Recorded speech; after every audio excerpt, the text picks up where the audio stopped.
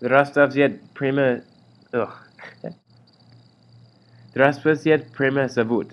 Hi. How do you say it? Здравствуйте, меня зовут Dan Redford. Got it. Hi, my name is Dan Redford. I'm from East Lansing, Michigan. I'm very excited to be applying for the Young International Economic Forum, and I hope you enjoy my application here. It's the 7 reasons why it's important to express entrepreneurship in the flat world, and why I myself am qualified to talk about these issues. So, hope you enjoy.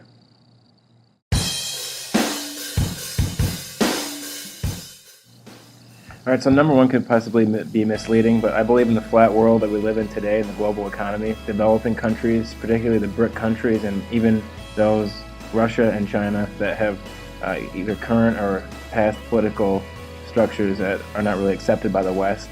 It's really important to spend time in these countries and spend time studying them. I spent the last 3 summers in China, mostly as a student, but I also taught there, and I worked at the World Expo and got to meet people from all over the world. Countries like China and Russia that are developing and growing really fast, and also at the same time really rapidly changing their political structures. I'm just really excited for the opportunity to explore Russia after having spent so much time in China. I was lost. So it's important in the globalized world to be global. I think it's more important to act local, to understand that you're not just limited by your physical location, that you can and do make an impact all over the world via social media and via digital technology. I think we're seeing that now with these revolutions in the Middle East, where people use Facebook and Twitter from around the world to make impacts there.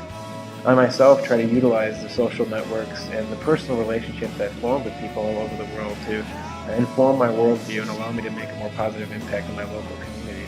I'd hope that we'd have that kind of personal relationship generation at YIEF, meeting Russians and people from all over the international community, and after the conference is over, even growing our relationships and growing our ability to exchange with each other through the internet even after we're done.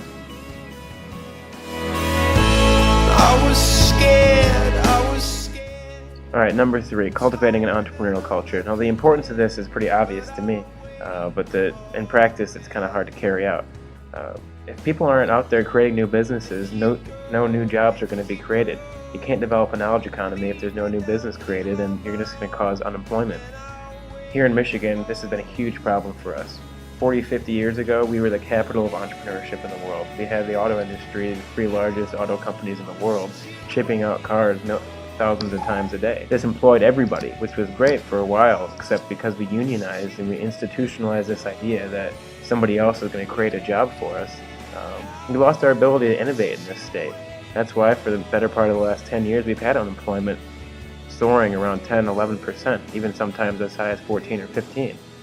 In Russia I can see the same thing. Big oil has been able to employ millions in your country, and yet this might also deter people from starting new businesses, which is why you've had in Russia some large unemployment figures of the last few years. Private entrepreneurship, new business is the best way for our economies to grow in the future.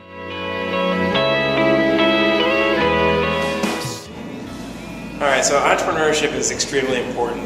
My entrepreneurial journey began about 3 years ago when we started a student company called Spotlight Michigan.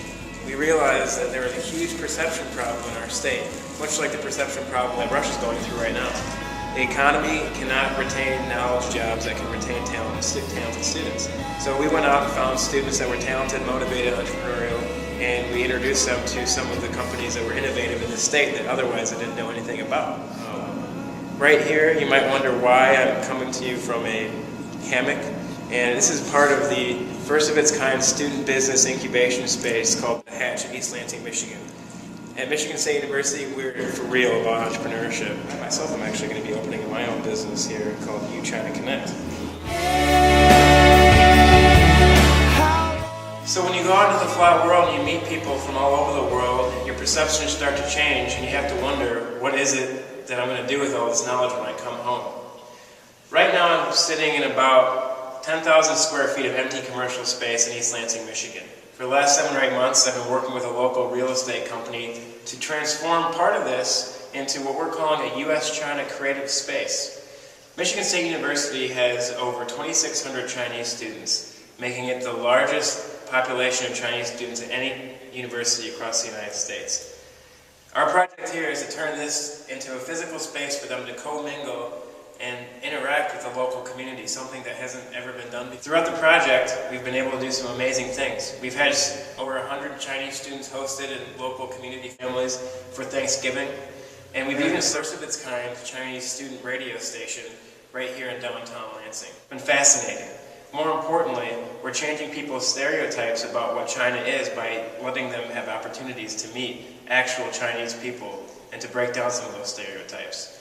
That's why this program in Russia is a very important thing, because you're allowing people to come to Russia, expose themselves to actual Russian people, talk about real issues that impact the entire world. And then, hopefully, they're going to be going out into the world talking to people about what they learned and applying that in physical, tangible projects like we're doing right here with the U.S.-China Creative Space.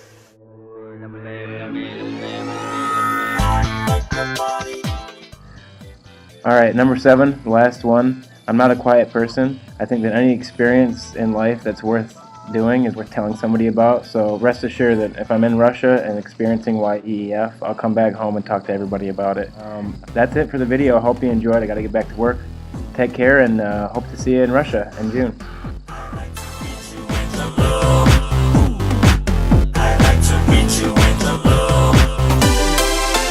我走进星光大街，